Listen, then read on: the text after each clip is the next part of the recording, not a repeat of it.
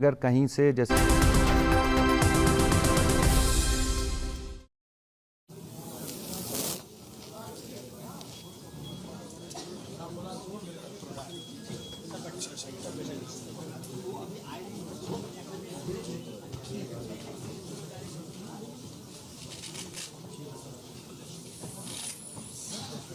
मैं सभी पत्रकार साथियों का अभिनंदन करता हूं। आज पीठासीन अधिकारी सम्मेलन जो 85वां सम्मेलन है वो पटना में आयोजित हुआ और इस पटना 2025 के संकल्प के साथ समापन हुआ। 2 दिन तक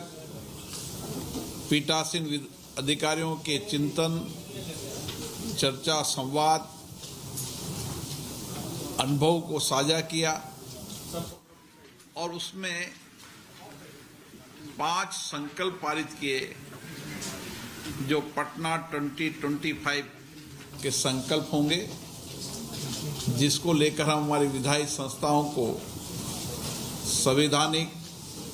मूल्यों के अनुरूप और सशक्त और जवाबदेही बनाने का प्रयास करेंगे। ये 5 संकल्प की कॉपी आपको मिल चुकी है। पहला संकल्प हमारा संविधान निर्माताओं के प्रति कृतज्ञता और उनके प्रति श्रद्धांजलि अर्पित। दूसरा संकल्प संविधान में नीति, मूल्यों और आदर्शों के अनुरूप सदन का संचालन करने का संकल्प। तीसरा संकल्प विधायी संस्थाओं में बाधा रहित एवं व्यवस्थित चर्चा एवं संवाद का संकल्प। चौथा संकल्प संविधान के 75 वर्ष पूर्ण होने पर देश भर में लोकतांत्रिक संस्थाएं, समाज के अनेक स्टेक होल्डर, युवा, विद्यार्थियों के बीच में संविधान के मूल्यों और आदर्शों के प्रति गहरी प्रतिबद्धता के लिए कार्यक्रम आयोजित करना। 5वां संकल्प टेक्नोलॉजी और AI के उपयोग से प्रभावी सेवाएं देकर सदन की विधायी संस्थाओं और माननीय जनप्रतिनिधियों की बेहतर संवाद चर्चा कर सके, उनके उपयोगी संवाद चर्चा हो। इसके लिए उनकी कैपेसिटी बिल्डिंग के लिए ये 5 संकल्प हमने लिए हैं और इस 5 संकल्पों को लेकर हम आगे बढ़ेंगे। मुझे आशा है भारत की विधायी संस्थाएं जो नई चुनौतियां हैं, उन चुनौतियों का भी हमने चर्चा की है और चुनौतियों के समाधान के लिए सभी विधायी संस्था के पीठासीन अधिकारी अपने अपने राज्यों के अंदर राजनीतिक दलों से चर्चा कर सभी स्टेक होल्डरों से चर्चा कर इन विधायी संस्थाओं को हम किस तरीके से बेहतर, श्रेष्ठ चर्चा और संवाद का केंद्र बना सकें।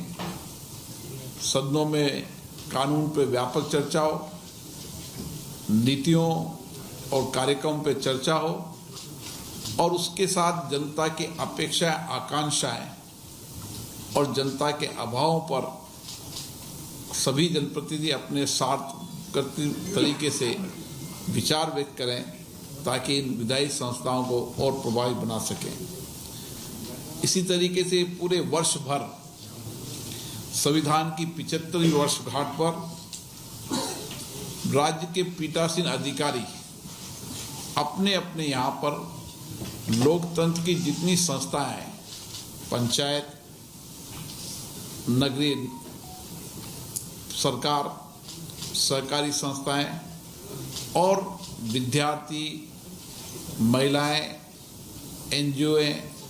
अन्य संस्थाओं को किस तरीके से हम देश के हर क्षेत्र में संविधान के प्रति लोगों की प्रतिबद्धता और गहरी हो, इसके लिए भी अभियान चलाने की कार्य योजना बनाएंगे। मैंने पूर्व में कहा कि हमारे विधानमंडलों की घटती संख्या हम सबके लिए चिंता का विषय है और पीठासीन अधिकारियों ने भी इस पर चिंता व्यक्त की है। हमारी प्रयास है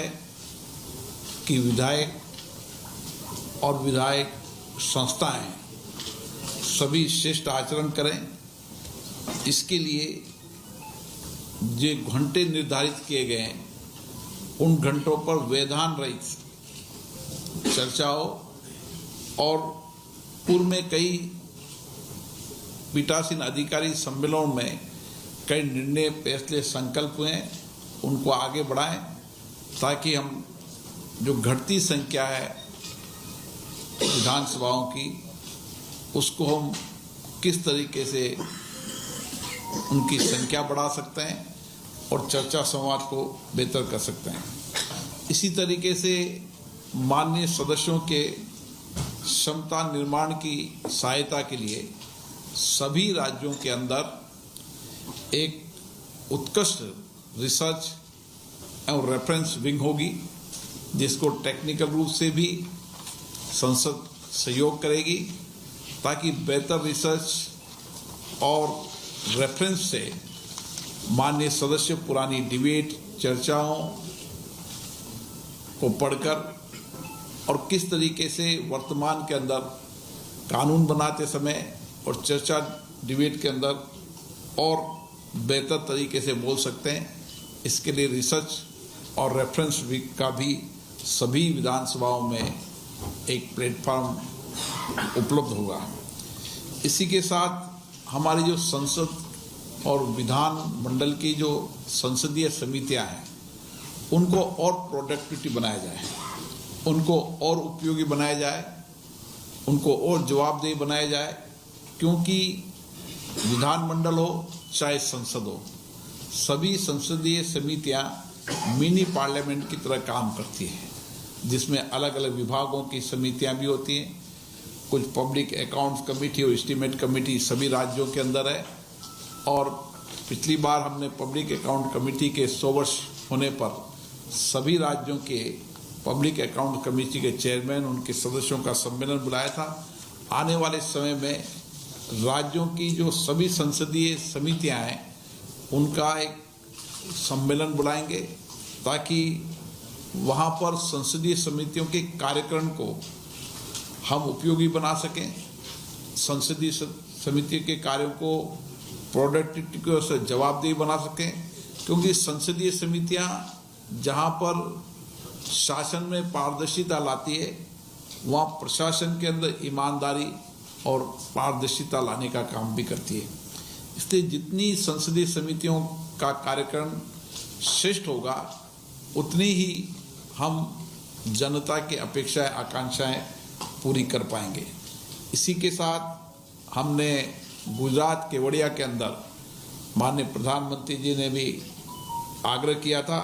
one nation one legislative platform. इसके लिए हमारा कार्य चालू है। हमारी कोशिश है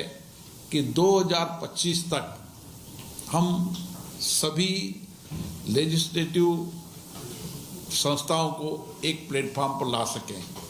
और इसके लिए सभी विधायी संस्थाओं को, राज्यों को संसद द्वारा तकनीकी और प्रौद्योगिकी के सहयोग किया जाएगा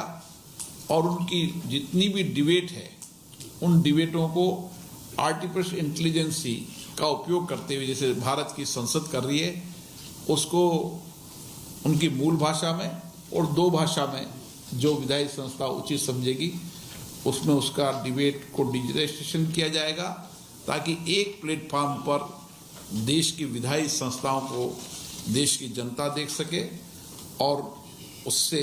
विधायी संस्थाओं के परस्पर आपस में इस प्लेटफॉर्म पर होने से बजट और डिबेटों को संवाद करने में और उत्साह आएगी और बेहतरीन कर पाएंगे। इसी तरीके से जितनी भी देश की लोकतांत्रिक संस्थाएं हैं, चाहे पंचायत हो,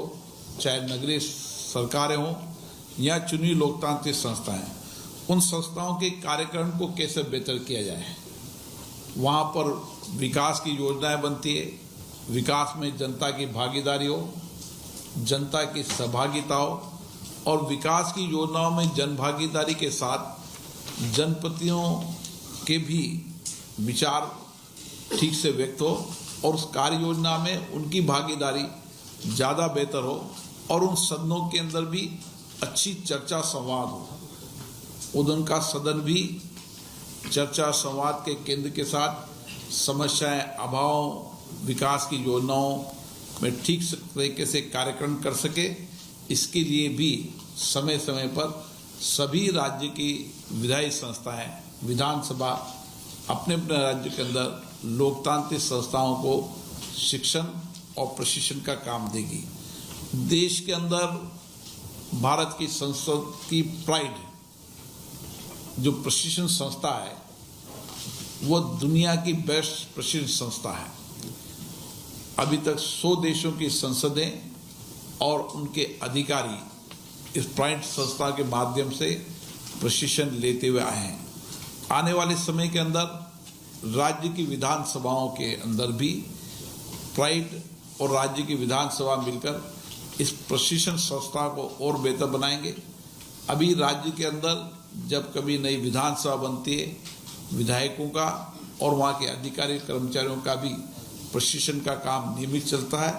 आने वाले समय के अंदर प्राइड संस्था के माध्यम से हम प्रशिक्षण के काम को और बेहतर करने का काम करेंगे। साथियों, ये राज्य की विधायी संस्थाएं जिन अपेक्षाओं से बन रही थी, हमारी कोशिश है कि राज्य में विधायी संस्थाओं, चाहे केंद्र में लोकसभा हो, राज्यसभा हो, ये जनता के अपेक्षाओं, आकांक्षाओं के अनुरूप कार्यक्रम करें। हमारे जितने भी माननीय चुने हुए जनप्रतिनिधि हैं, उनकी क्षमता निर्माण के अंदर ये विधायी संस्था उनको सहयोग करेगी। तो मुझे लगता है कि हम और अच्छी डिबेट, चर्चा, संवाद से देश के लोकतंत्र को सशक्त कर पाएंगे, मजबूत कर पाएंगे और जनता के प्रति जवाबदेह बनाएंगे। 2 दिन का ये अधिवेशन सार्थक चर्चा, संवाद के साथ खत्म हुआ है और जो राज्य की विधानसभाओं ने जो अपनी अपनी विधानसभाओं में इनोवेशन किए हैं, उनको साझा किया है। मुझे खुशी है कि बिहार विधानसभा ने भी नए इनोवेशन किए, नेवा का भी उद्घाटन किया है, डिजिटल लाइब्रेरी की ओर बढ़ रहे हैं और ऐसे बहुत सारे कार्यक्रम किए हैं जिससे बिहार विधानसभा जो लोकतंत्र की जर्नी है, जो आध्यात्मिक धर्म संस्कृति की प्रेरणा है, इस धरती पर ज्ञान और की प्रेरणा मिलती है, आध्यात्मिक प्रेरणा मिलती है। ये भगवान महावीर की धरती है, बौद्ध की धरती है, इसलिए इस धरती का बहुत बड़ा प्रभाव है और इसीलिए 2025 का ये पीठासीन अधिकारी सम्मेलन इस धरती की नई प्रेरणा के साथ जाएगा और इन संस्थाओं को और जवाबदेह बनाएगा ताकि हम बेहतर कार्यक्रम के माध्यम से जनता की अपेक्षाएं, आकांक्षाओं को पूरा कर सके और संविधान निर्माताओं ने जिस अपेक्षा, आकांक्षा के अनुरूप इन विधायी संस्थाओं का निर्माण किया था, उन महान संविधान निर्माताओं के प्रति सच्ची श्रद्धांजलि जब ही होगी जब उनकी भावनाओं के अनुरूप हम सदन के कार्यक्रम को श्रेष्ठ कर सके। आप सबको बहुत बहुत धन्यवाद। Please subscribe our channel and press the bell icon.